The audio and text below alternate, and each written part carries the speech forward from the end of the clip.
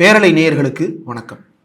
திருச்சி பகுதியில் நடிகர் விஜய் இன்றைக்கு தன்னுடைய வேட்புமனுவை தாக்கல் செய்வதற்காக போயிருக்கிறார்.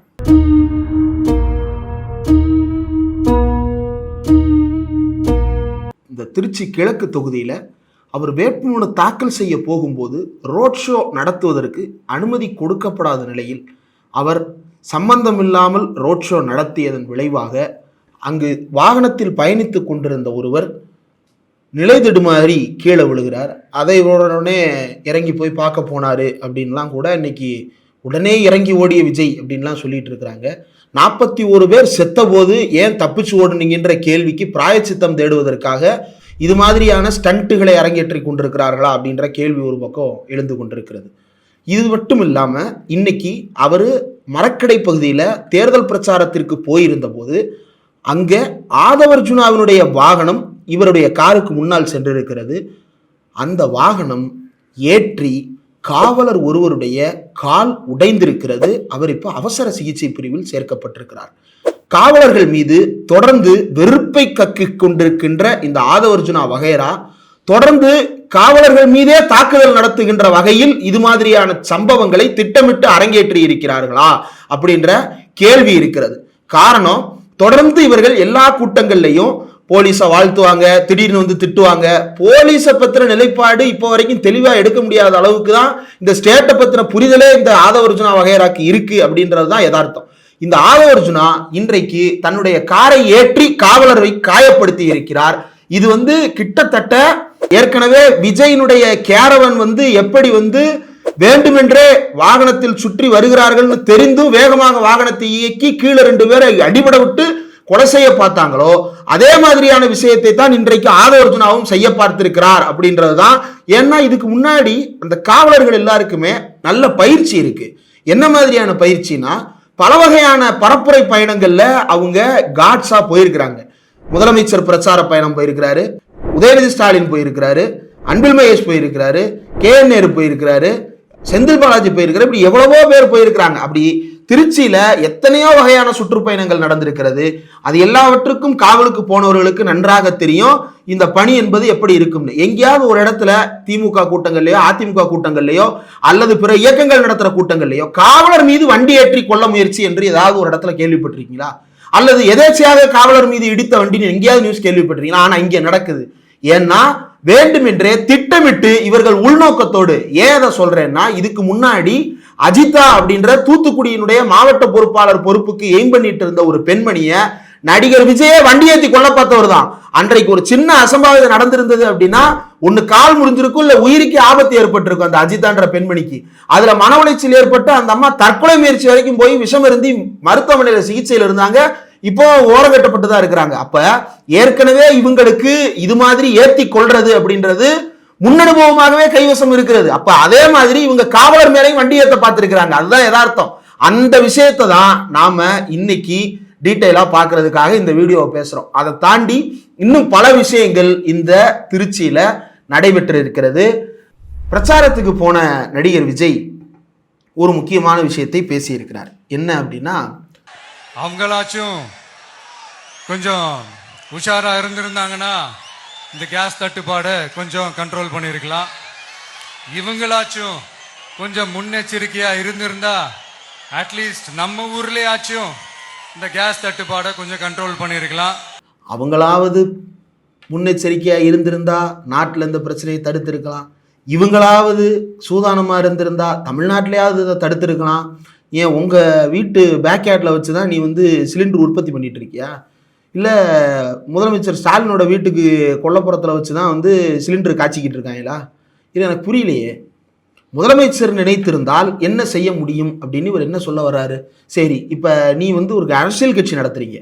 இந்த அரசியல் கட்சியின் மூலமாக இதுவரை தமிழ்நாட்டில் சிலிண்டர் தட்டுப்பாடு தொடர்பாக எப்பயாவது பேசியிருக்கீங்களா? 1.5 மாசமா இந்த பிரச்சனை போயிட்டு இருக்கு. நான் போயிருக்கேன் போராட்ட களத்துக்கு.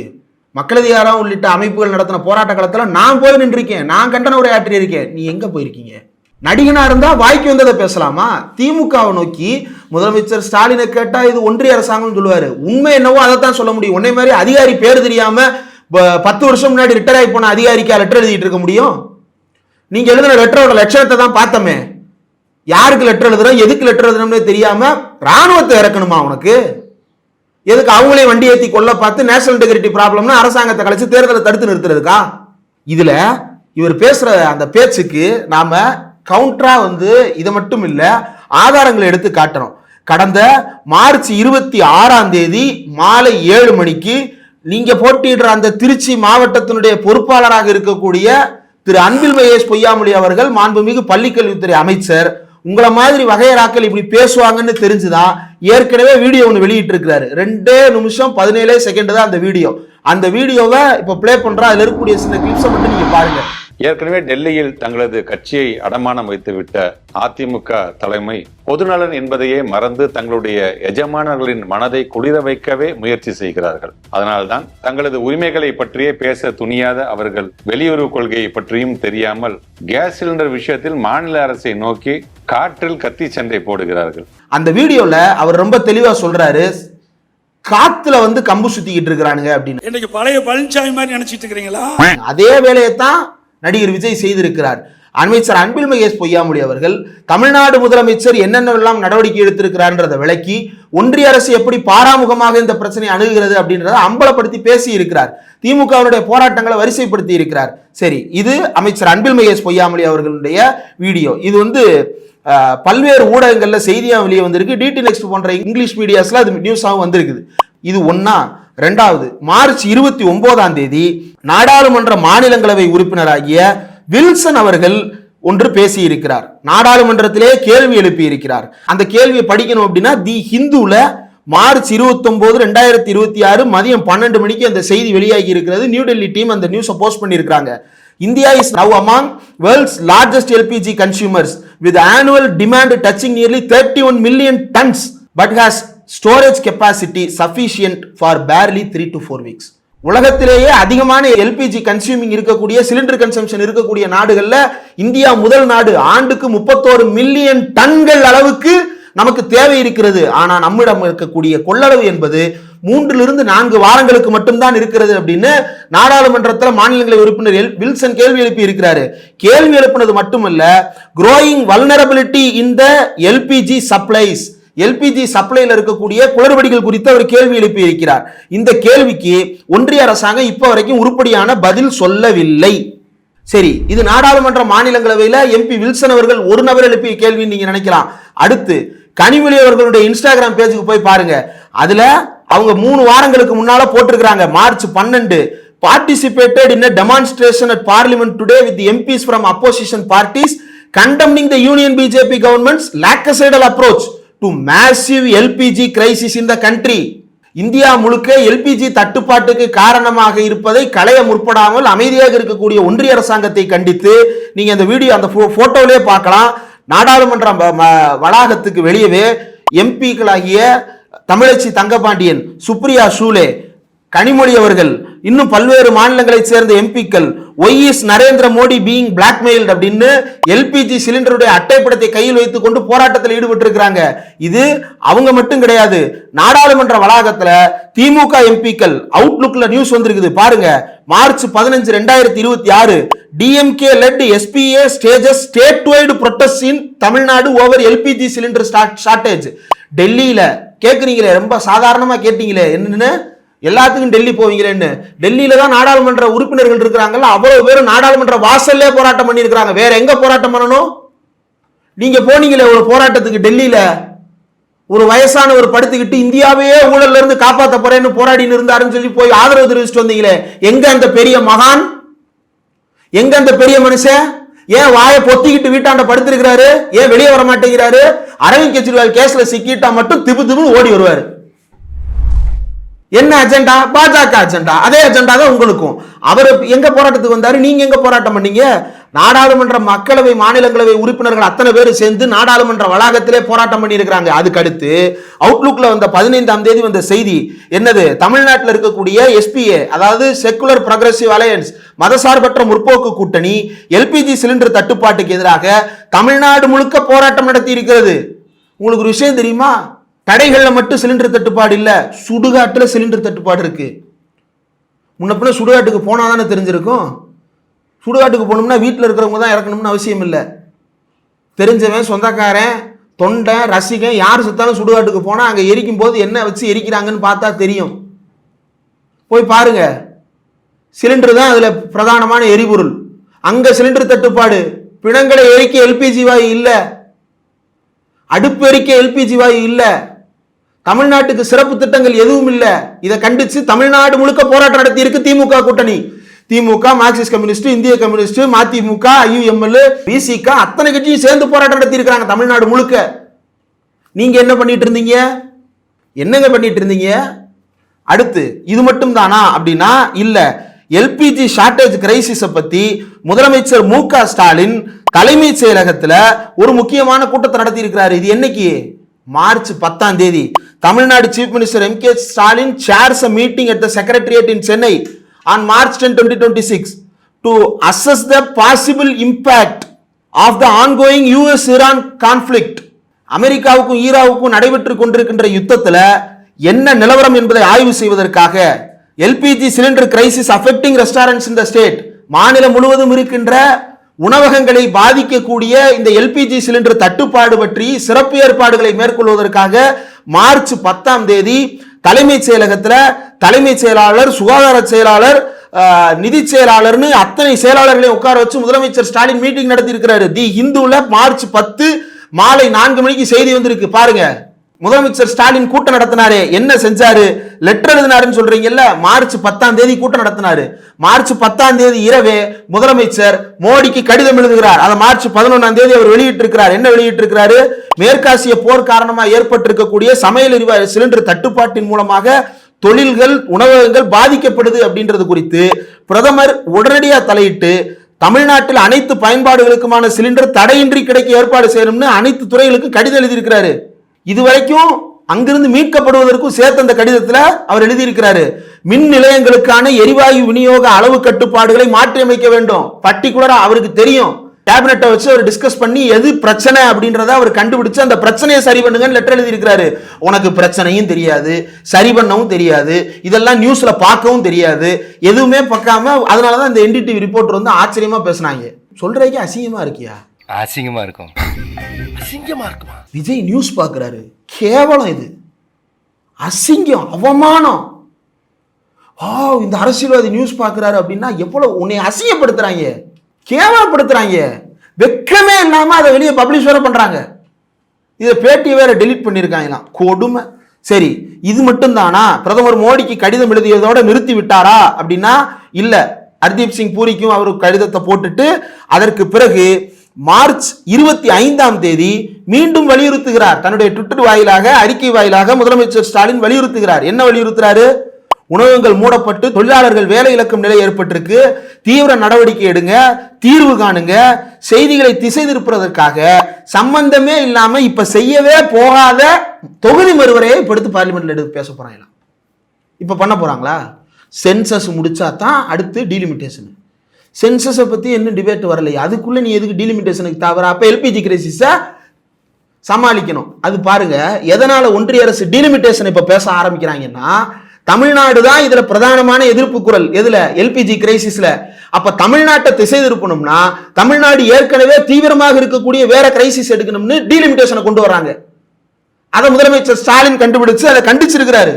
கண்டிச்சது மட்டும் இல்ல, மக்கள் போராடுகின்ற வீடியோக்களையும் ஃபுட்டேஜஸையும் சேர்த்து போட்டிருக்கிறாரு. சரி, என்ன நடவடிக்கை எடுத்தாரு அப்படின்றத எடுத்து பார்த்தோம்னா, அவரு தமிழ்நாடு முழுக்க இருக்கக்கூடிய இந்த சூழலை சமாளிப்பதற்காக பல்வேறு விவகாரங்களை அறிவித்திருக்கிறார். என்ன அறிவித்திருக்கிறார் அப்படின்றத முதலமைச்சருடைய ட்விட்டர் பக்கத்துல நீங்க பார்க்கலாம். மார்ச் 24ஆம் தேதி காலை 8 மணிக்கு போட்டிருக்கிறார். எதுக்கு தெரியுமா போட்டாரு?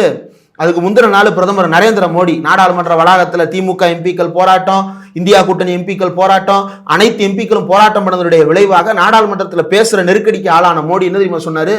தயாரா இருக்கவான். என்ன உன்னை மாதிரி சிலிண்டர் அவனே வீட்டு கொள்ளையில வச்சு தயாரிச்சுக்கிட்டு தயாரா இருக்கிறதா? வீட்டில் தயாரா இருக்கணும். என்னத்துக்கு தயாரா இருக்கணும்? எப்படி தயாரா இருக்கணும்? பழைய எஞ்சி குடிக்கிறதுக்கு தயாரா இருக்கணுமா?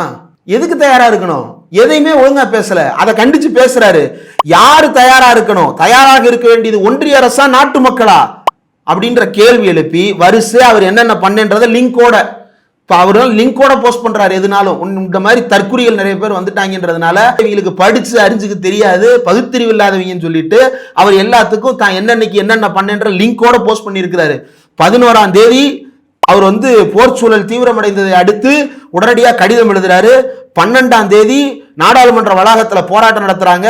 14ஆம் தேதி நடவடிக்கை எடுக்கிறார் மு.க. ஸ்டாலின். என்ன நடவடிக்கை எடுக்கிறார் தெரியுமா? 4 முக்கியமான நடவடிக்கைகள் எடுக்கிறாரு. 1, உணவு கூடங்கள்ல எல்பிஜி தட்டுப்பாடு வந்துருச்சு. உடனே எல்லா பேரும் ஆன்லைன்ல போய் என்ன ஆர்டர் பண்ணோம்? எலக்ட்ரிக் அடுப்பு ஆர்டர் பண்ணோம், இண்டக்ஷன் ஸ்டவ் ஆர்டர் பண்ணோம். அந்த இண்டக்ஷன் ஸ்டவ் பயன்பாடு அல்லது எலக்ட்ரிக் அடுப்பு பயன்பாட்டிற்காக கூடுதல் மின் நுகர்வு தேவைப்படும். யாருக்கு? உணவகங்களுக்கு தேவைப்படும்.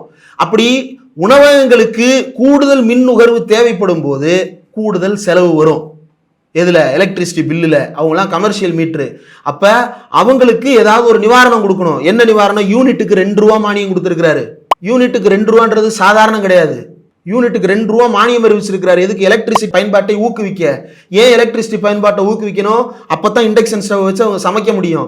ஏன் இண்டக்ஷன் ஸ்டவ் போட்டு அவங்க சமைக்கணும்? அப்பதாண்டா கீழே இருக்கிற தொழிலாளர்களுக்கு, அன்றாட உணவகங்கள்ல போய் சாப்பிடக்கூடிய மக்களுக்கு உணவு தட்டுப்பாடு இல்லாம கிடைக்கும். அடுத்து எம்எஸ்எம்இ நிறுவனங்கள்ல மின் அடுப்பு, மின் சூடேற்றிகளுடைய கொள்முதல் செய்வதற்கு மானியத்துடன் கூடிய கடன் அறிவிச்சிருக்கிறாரு.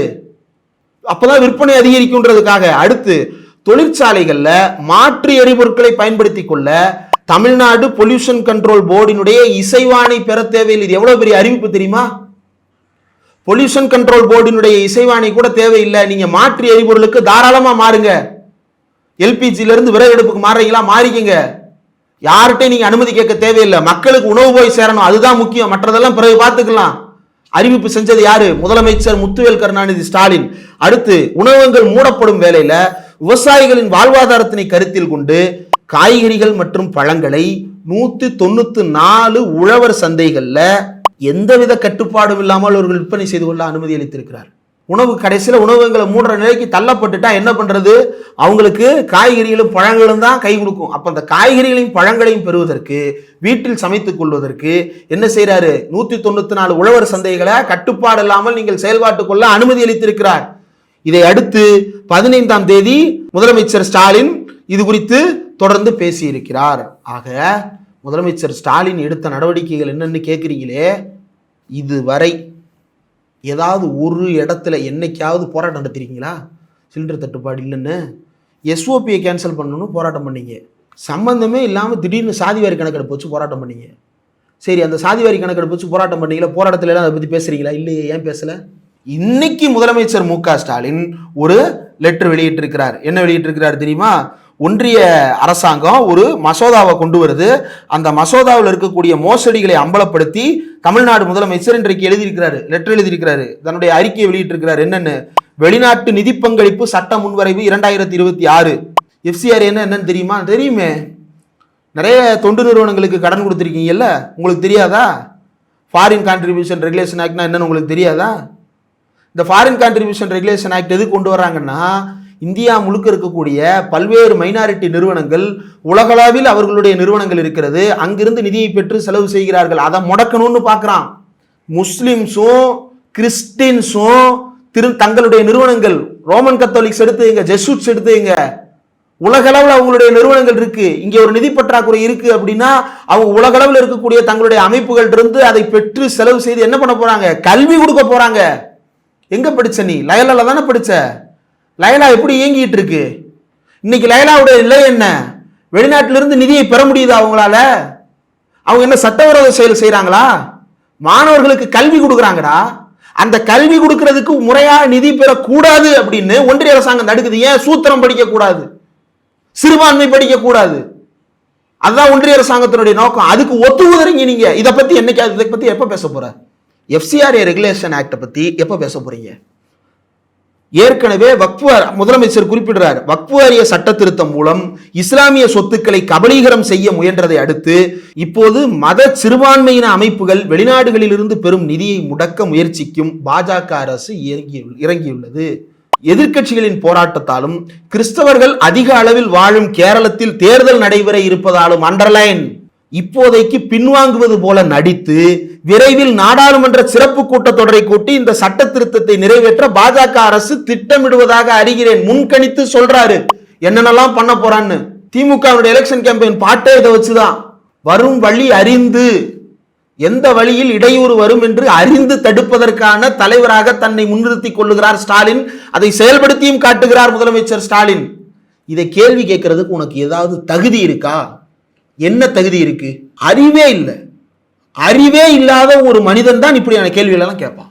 சிறுபான்மையரை பத்தி என்னைக்கு நீங்க கடைசியா சிறுபான்மையரை பத்தி பேசுனீங்க? கிறிஸ்டியன் மைனாரிட்டிஸை பத்தி, அவங்களுக்கு இருக்கக்கூடிய நெருக்கடிகளை பத்தி, ஜெசூட்ஸுக்கு இருக்கக்கூடிய நெருக்கடிகளை, லயலைட்ஸுக்கு இருக்கக்கூடிய நெருக்கடிகளை பத்தி, ஆர்சிக்கு என்னென்ன வகையான நெருக்கடி வருது தெரியுமா?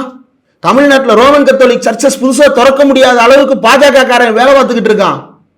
எல்லாத்தையும் ஆக்கிரமிப்புன்னு கேஸ் போட்டு அவங்கள பாடா படுத்துறான். ஜிஆர் சாமிநாதன் மாதிரி ஜட்ஜி வந்து அதை எடுத்துக்கிட்டு ஈஸியா தீர்ப்பு எழுதிட்டு இருக்கிறாங்க. இதை எதிர்த்து என்னைக்காவது பேசியிருக்கீங்களா?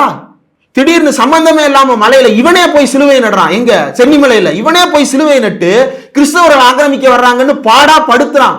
திராவிட விடுதலை கழகம் களத்துல நிக்குது. திமுக தாப்பேதிக களத்துல நிக்குது. நீ எங்க போன? இதெல்லாம் உனக்கு தெரியுமா? எதுவுமே தெரியாது. மைனாரிட்டிஸை ஏமாற்றுவது இதுதான். நீ தான் மைனாரிட்டிஸை ஏமாத்துற. கரெக்டா ஏன் திருச்சி கிழக்கு பெரம்பூர் ஊருக்கே தெரியும் நீ ஏன் திருச்சி கிழக்கு பெரம்பூர்னு. அதென்ன இவ்வளவு நாள் பட்டை கொட்டையமா தெரிஞ்சுக்கிட்டு இருந்தா இப்போ திடீர்னு வந்து ஜோசப் விஜய் ஆயிடுச்சு. எப்படி? இவ்வளவு நாள் கடிதத்தில் பூரா விஜய்னு எழுதி இருந்துச்சு, நெத்தி நிறைய பட்டையை போட்டு வந்துட்டு இருந்தீங்க. இப்போ திடீர்னு வந்து ஜோசப் விஜய்ன்றீங்க. உங்க பிள்ளைக்கு தேர்தல் களம், மைனாரிட்டி ஓட்டு சுருட்டணும், ஏமாத்தணும், பாஜக அஜெண்டாவாகி மைனாரிட்டி ஓட்டை ஸ்பிளிட் அப் பண்ணுறதை நிறைவேற்றணும். மைனாரிட்டிகள் அவ்வளோ ஒன்றும் ஏமாளிகள் அல்ல. உங்களுடைய நீ எப்பப்போ எப்படி டைப்பாக மொழியை மாற்றுவீங்கன்றதெல்லாம் சர்ச்சுகளுக்கு நல்லா தெரியும். வெள்ளக்காரங்காலத்திலேருந்து பார்த்துக்கிட்டு இருக்கிறாங்கல்ல, என்னென்ன நடக்கும், எவன் எப்படி டைப்பாக வருவான், என்னென்ன மாதிரி ஜும்லா காட்டுவான்றதை உங்களுக்கு நல்லா தெரியும். அதனால தான் தமிழ்நாட்டில் இருக்கக்கூடிய அத்தனை சிறுபான்மையினரும் என்றைக்குமே ஏகோபித்தமாக திமுக ஆதரவு நிலைப்பாட்டில் இருக்கிறாங்க. அதை உங்களால் அவ்வளோ ஈஸியாக உடைக்க முடியாது. அதுக்கு வேலை பார்க்கணும், அறிவு இருக்கணும். அதுக்கு அறிவும் கிடையாது, வேலை பார்க்கறதுக்கு கூட இருக்கிற ஆட்களும் கிடையாது, ஒன்றும் கிடையாது. வாய்க்கு வந்ததை பேசுறது. 4 பேரை வண்டியத்தை கொல்ல பார்த்துட்டு சிலிண்டர் தட்டுப்பாட்டை பற்றி பேசுகிற என்ன போராட்டம் பண்ண? நீ சிலிண்டர் தட்டுப்பாட்டை பற்றி நான் 4 கூட்டம் பேசியிருக்கேன், நான் 2 போராட்டத்துக்கு போயிருக்கேன். நீ எங்கே போனீங்க? உங்களுக்கெல்லாம் தமிழ்நாட்டினுடைய அரசியலை பற்றி பேசுவதற்கு தகுதியே கிடையாது. மோடியினுடைய அஜெண்டாவை பேசுவது தான் உங்களுடைய வேலை. எல்லாத்துக்கும் மோடி அரசு என்ன சொல்லும்? அதெல்லாம் எங்களுக்கு தெரியாது, மாநில அரசு தான் பார்த்துக்கணும். அதே நீயும் சொல்கிற. அரசியலமைப்பு சட்டம் என்ன சொல்லுது? ஒன்றும் இல்லையா? கூகுள் பண்ணு. Who regulates the production of எல்பிஜின்னு கூகுள் பண்ணு. ஓஎன்ஜிசின்னு வரும். எண்ணெய் நிறுவனங்கள். இந்தியாவில் மிகப்பெரிய எண்ணெய் நிறுவனம் எதுன்னு தெரியுமா? 3 முக்கியமான நிறுவனங்கள் இருக்குது. Indian oil, Bharat petroleum, Hindustan petroleum. இந்த 3 யாரோடது தெரியுமா? ஒன்றிய அரசாங்கத்தோடது. மோனோபோலி. இந்தியா முழுக்க இருக்கக்கூடிய எல்லா சிலிண்டர்களையும் ஒன்றிய அரசாங்கத்தினுடைய கட்டுப்பாட்டில் இருக்குது. அதனுடைய விலையேற்றம் எல்லாம் கம்பெனி முடிவெடுக்கும்னாலும் கம்பெனி யார் கட்டுப்பாட்டில் இருக்குது? ஒன்றிய அரசாங்கத்தின் கட்டுப்பாட்டில் இருக்குது.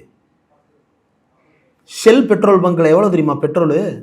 125 ரூபா. எப்போ போராட்டம் பண்ண போகிற? மாநில அரசிட்ட மானியம் கேட்குறேல்ல, யூனிட்டுக்கு 2 ரூபா மின்சாரத்துக்கு மானியம் கொடுத்துருக்குறாங்க, எல்பிஜிக்கு மாற்றா மின்சாரம் பயன்படுத்துங்கன்னு. உனக்கு தெரியாதுல்ல? ஏன்னா மண்டையில் மூளையும் கிடையாது, அதை யோசிக்கிறதுக்கு திறனும் கிடையாது, வேலையும் பார்க்க தெரியாது, ஒன்றும் தெரியாமல் மைனாரிட்டிஸை ஏமாத்துறதுக்கு வந்துட்டீங்க. இங்கே இருக்கக்கூடிய மைனாரிட்டிஸ் அப்படி ஒன்றும் ஏமாளிகள் அல்ல. தமிழர்கள் தெளிவானவர்கள். தமிழ்நாடு போராடும், தமிழ்நாடு வெல்லும்.